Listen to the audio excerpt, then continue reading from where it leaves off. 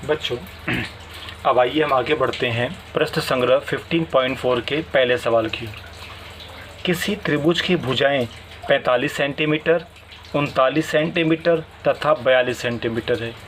जैसा कि हमने आपको पहले ही बताया था कि इस प्रश्न संग्रह में आपको त्रिभुज की तीनों भुजाएं दी जाएंगी। त्रिभुज की तीनों भुजाएं दी जाएंगी और आपको उन भुजाओं को सबसे पहले a, स्मॉल b तथा स्मॉल c मानना है। इसके बाद आपको अर्धपरिमिति मतलब s फाइंड करना है सूत्र लगा के, और फिर त्रिभुज का क्षेत्रफल ज्ञात करना है। तो चलो बच्चों, हम सवाल की शुरुआत करते हैं। सबसे पहले हम प्रश्न पढ़ते हैं।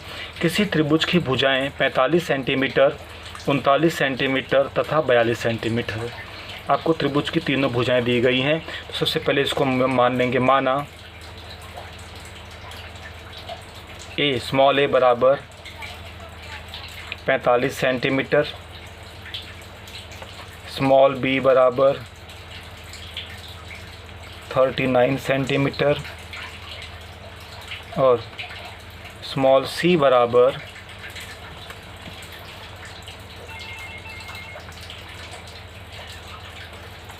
42 सेंटीमीटर।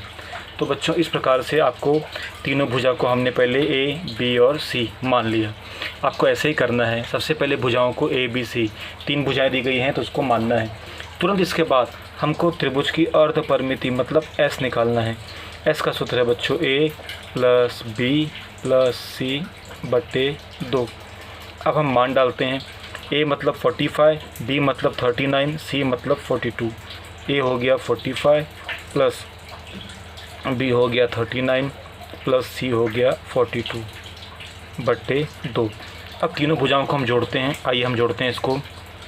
9 धन 5 14, 14 2 16, 16 का आएगा 6 प्लस 1, 4 1 5, 3 8 4 12, 126 बटे 2।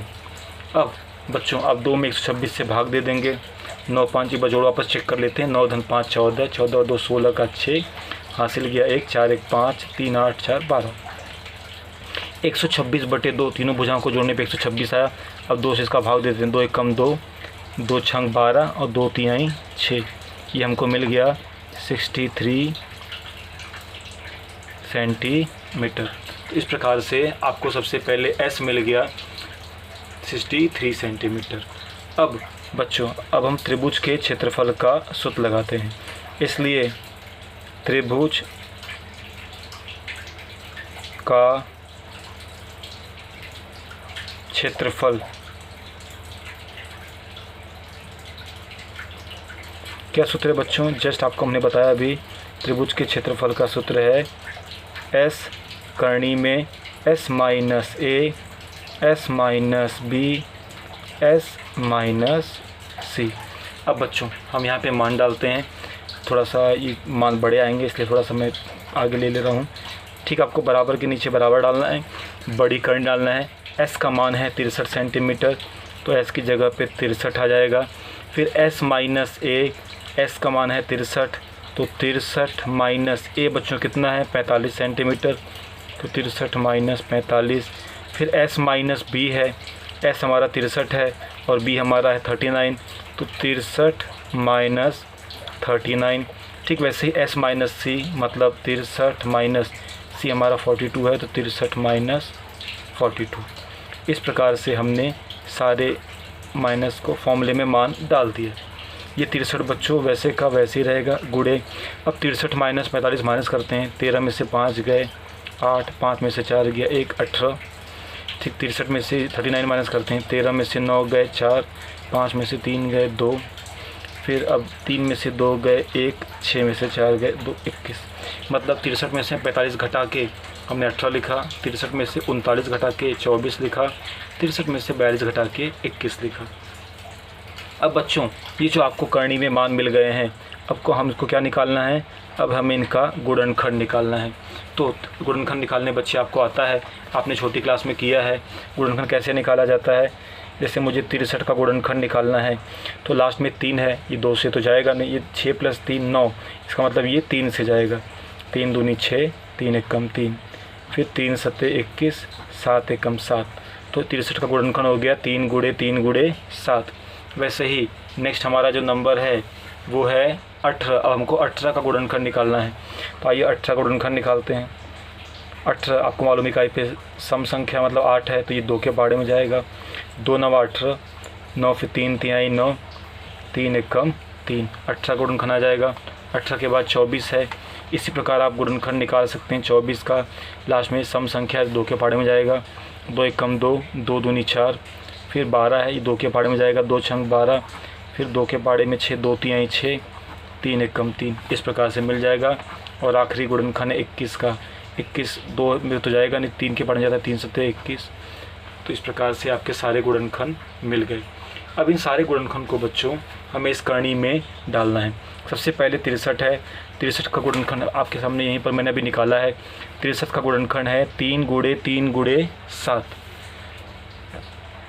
तो 3 गुणे 3 गुणे 7।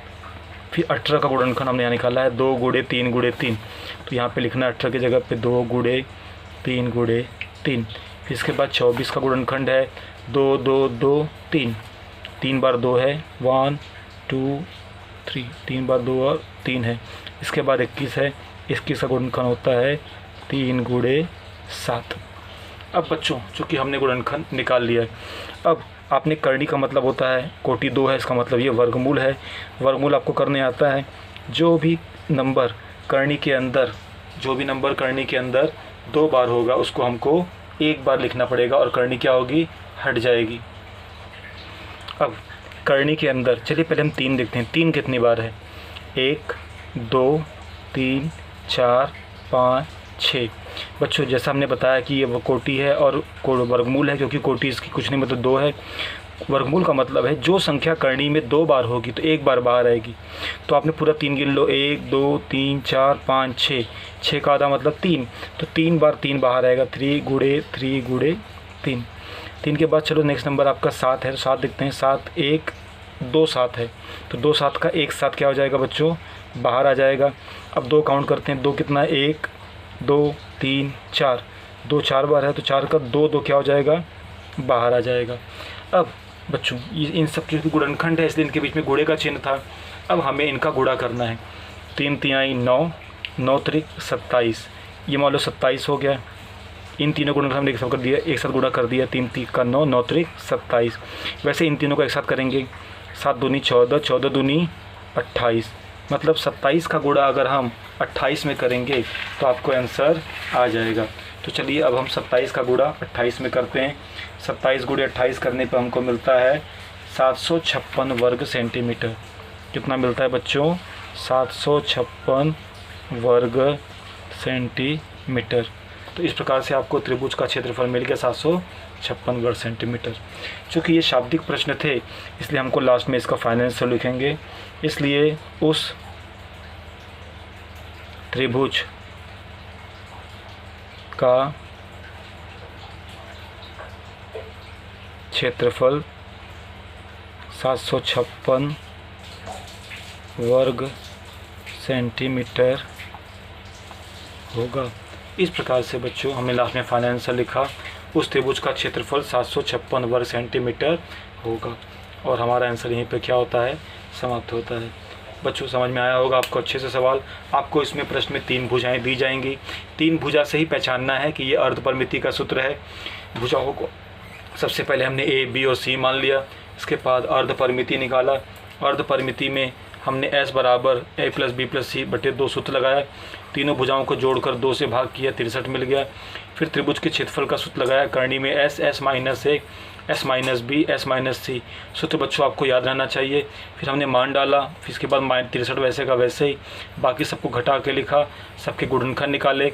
जो नंबर 2 बार थे वो बाहर आ गए। जैसे 2 3 का 1 3 बाहर है, अगर 3 4 बार होता तो 2 बार आता। 6 बार है इसलिए 3 बार आया है। 7 2 ही बार इसलिए 1 बार आया। 2 4 बार था इसलिए 2 बार आया। इसके बाद इन सब का 3 हमने 2 जोड़ी बना दी। 3 3 9, 9 3 27 एक जोड़ी, 7 दूनी 14 दूनी 28 एक जोड़ी। उन 27 का 28 में गुणा किया, फिर हमको 756 वर्ग सेंटीमीटर मिल गया। लास्ट में फाइनल से लिखेंगे, इसलिए उस त्रिभुज का क्षेत्रफल 756 वर्ग सेंटीमीटर होगा। उम्मीद करते हैं आपको ये सवाल समझ में आया होगा। अब बढ़ते हैं हम अगले सवाल की ओर। प्रश्न संख्या 15.4 का प्रश्न नंबर 2।